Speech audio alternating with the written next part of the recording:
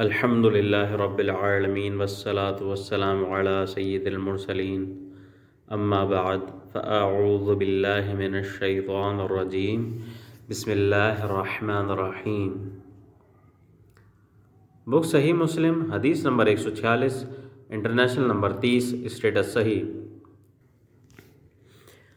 زائدہ بن قدامہ نے ابو حسین سے انہوں نے اسود بن ہلال سے روایت کی، انہوں نے کہا میں نے حضرت معاذ رضی اللہ عنہ کو یہ بیان کرتے ہوئے سنا کہ مجھے رسول اللہ صلی اللہ علیہ وسلم نے بلایا۔ میں نے آپ کو جواب دیا تو آپ نے پوچھا کیا جانتے ہو لوگوں پر اللہ کا حق کیا ہے؟ پھر ان سابقہ راویوں کی حدیث کی طرح حدیث سنائی۔ بک صحیح مسلم حدیث نمبر 147، انٹرنیشنل نمبر 31، اسٹیٹس صحیح۔ حضرت ابو ہریرہ رضی اللہ عنہ نے کہا ہم رسول اللہ صلی اللہ علیہ وسلم کے چاروں طرف ایک جماعت کی صورت میں بیٹھے ہوئے تھے، ہمارے ساتھ حضرت ابو بکر اور عمر رضی اللہ عنہما بھی موجود تھے۔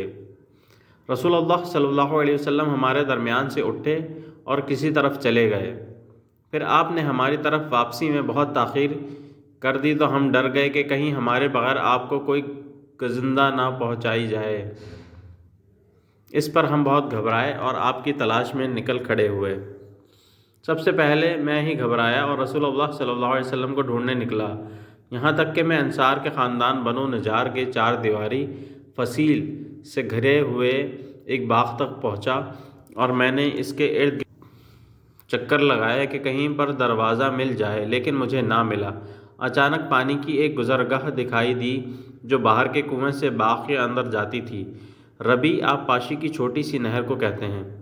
میں لومڑی کی طرح سمٹ کر داخل ہوا اور رسول اللہ صلی اللہ علیہ وسلم کے پاس پہنچ گیا۔ آپ نے پوچھا ابو ہریرہ ہو؟ میں نے عرض کی جی ہاں۔ اے اللہ کے رسول، آپ نے فرمایا تمہیں کیا معاملہ درپیش ہے؟ میں نے عرض کی آپ ہمارے درمیان تشریف فرما تھے، پھر وہاں سے اٹھ گئے، پھر آپ نے ہماری طرف واپس آنے میں دیر کر دی تو ہمیں خطرہ لاحق ہوا کہ آپ ہم سے کاٹ نہ دیے جائیں۔ اس پر ہم گھبرا گئے۔ سب سے پہلے میں گھبرا کر نکلا تو اس باغ تک پہنچا اور اس طرح سمٹ کر اندر گھس آیا ہوں جس طرح لومڑی سمٹ کر گھستی ہے، اور یہ دوسرے لوگ میرے پیچھے آ رہے ہیں۔ تب آپ صلی اللہ علیہ وسلم نے فرمایا اے ابو ہریرہ، اور مجھے اپنے نعلین جوتے عطا کیے اور ارشاد فرمایا میرے یہ جوتے لے جاؤ، اور اس 4 دیواری کی دوسری طرف تمہیں جو بھی ایسا آدمی ملے جو دل کے پورے یقین کے ساتھ لا الہ الا اللہ کی شہادت دیتا ہو، اسے جنت کی خوشخبری سنا دو۔ سب سے پہلے میری ملاقات عمر بن خطاب رضی اللہ عنہ سے ہوئی۔ انہوں نے کہا ابو ہریرہ تمہارے ہاتھ میں یہ جوتے کیسے ہیں؟ میں نے کہا یہ جوتے کیسے ہیں؟ میں نے کہا رسول اللہ صلی اللہ علیہ وسلم کے نعلین مبارک ہیں، آپ نے مجھے یہ نعلین جوتے دے کر بھیجا ہے کہ جس کسی کو ملوں جو دل کے یقین کے ساتھ لا الہ الا اللہ کی شہادت دیتا ہو، اسے جنت کی بشارت دے دو۔ عمر رضی اللہ عنہ نے میرے سینے پر اپنے ہاتھ سے ایک ضرب لگائی جس سے میں اپنی سرینوں کے بل گر پڑا، اور انہوں نے کہا اے ابو ہریرہ پیچھے لوٹو۔ میں رسول اللہ صلی اللہ علیہ وسلم کے پاس اس عالم میں واپس آیا کہ مجھے رونا آ رہا تھا، اور عمر رضی اللہ عنہ میرے پیچھے لگ کر چلتے آئے تو اچانک میرے عقب سے نمودار ہو گئے۔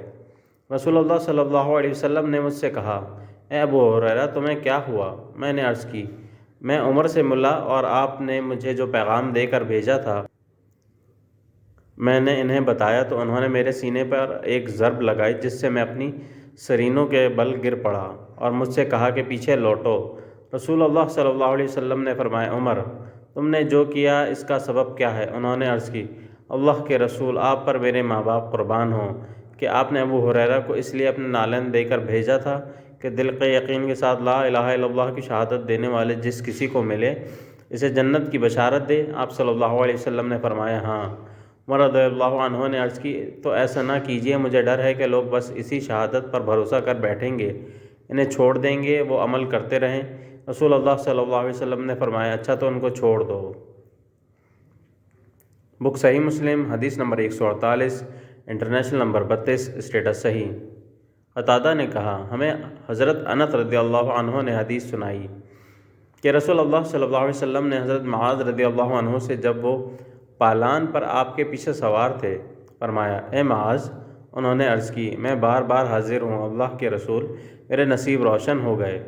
نبی کریم صلی اللہ علیہ وسلم نے پھر فرمایا اے معاذ، انہوں نے عرض کی میں بار بار حاضر ہوں اللہ کے رسول، زہ نصیب۔ پھر آپ نے فرمایا اے معاذ، انہوں نے عرض کی میں ہر بار حاضر ہوں اللہ کے رسول، میرے خوش بختی۔ اس پر آپ نے فرمایا کوئی بندہ ایسا نہیں جو سچے دل سے شہادت دے کہ اللہ کے سوا کوئی معبود نہیں اور محمد صلی اللہ علیہ وسلم اس کے بندے اور رسول ہیں، مگر اللہ ایسے شخص کو دوزخ پر حرام کر دیتا ہے۔ حضرت معاذ نے عرض کی اے اللہ کے رسول، کیا میں لوگوں کو اس کی خبر نہ کر دوں تاکہ وہ سب خوش ہو جائیں؟ آپ نے فرمایا پھر وہ اسی پر بھروسہ کر کے بیٹھ جائیں گے۔ چنانچہ حضرت معاذ رضی اللہ عنہ نے کتمان عالم کے گناہ کے خوف سے اپنی موت کے وقت یہ بات بتائی۔ بک صحیح مسلم حدیث نمبر 149، انٹرنیشنل نمبر 33، اسٹیٹس صحیح۔ سلیمان بن مغیرہ نے کہا ہمیں ثابت نے حضرت انس رضی اللہ عنہ سے حدیث سنائی، انہوں نے کہا مجھے محمود بن ربیع رضی اللہ عنہ نے حضرت عتبان بن مالک رضی اللہ عنہ سے حدیث سنائی۔ محمود رضی اللہ عنہ نے کہا کہ میں مدینہ آیا تو عتبان رضی اللہ عنہ کو ملا اور میں نے کہا ایک حدیث مجھے آپ کے حوالے سے پہنچی ہے۔ حضرت عتبان نے کہا میری آنکھوں کو کوئی بیماری لاحق ہو گئی تو میں نے رسول اللہ صلی اللہ علیہ وسلم کی خدمت میں پیغام بھیجا کہ اے اللہ کے رسول، میرا دل چاہتا ہے کہ آپ میرے پاس تشریف لائیں اور میرے گھر میں نماز ادا فرمائیں تاکہ میں اسی جگہ کو نماز پڑھنے کی جگہ بنا لوں۔ انہوں نے کہا رسول اللہ صلی اللہ علیہ وسلم اور آپ کے ساتھیوں میں سے جن کو اللہ نے چاہا تشریف لائیں۔ آپ صلی اللہ علیہ وسلم میرے گھر میں داخل ہوئے، آپ نماز پڑھ رہے تھے اور آپ کے ساتھی آپس میں باتیں کر رہے تھے۔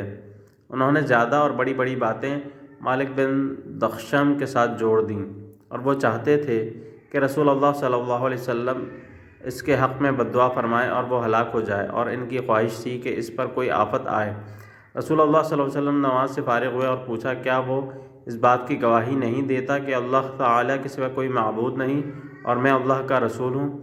صحابہ کرام نے جواب دیا وہ زبان سے یہ کہتا ہے لیکن اس کے دل میں یہ نہیں ہے۔ آپ صلی اللہ علیہ وسلم نے فرمایا کوئی ایسا شخص نہیں جو گواہی دیتا ہو کہ اللہ کے سوا کوئی معبود نہیں اور میں اللہ کا رسول ہوں، تو پھر وہ آگ میں داخل ہو، یہ آگ اسے اپنا خوراک بنا لے۔ حضرت انس رضی اللہ عنہ نے کہا یہ حدیث مجھے بہت اچھی لگی، پسند آئی، تو میں نے اپنے بیٹے سے کہا اسے لکھ لو، اس نے یہ حدیث لکھ لی۔ بک صحیح مسلم حدیث نمبر 150، انٹرنیشنل نمبر 33، اسٹیٹس صحیح۔ حماد نے کہا ہمیں ثابت نے حضرت انس رضی اللہ عنہ سے حدیث سنائی، انہوں نے کہا مجھے عتبان بن مالک نے بتایا کہ وہ نابینا ہو گئے تھے، اس وجہ سے انہوں نے رسول اللہ صلی اللہ علیہ وسلم کی طرف پیغام بھیجا کہ آپ تشریف لائیں اور میرے لیے مسجد کی ایک جگہ متعین کر دیں تاکہ میں اس میں نماز پڑھ سکوں۔ رسول اللہ صلی اللہ علیہ وسلم تشریف لائے اور ان عتبان کی قوم کے لوگ بھی آ گئے۔ ان میں سے ایک آدمی جسے مالک بن دخشم کہا جاتا تھا غائب رہا۔ اس کے بعد حماد نے بھی ثابت کے دوسرے شاگرد سلیمان بن مغیرہ کی طرح روایت بیان کی۔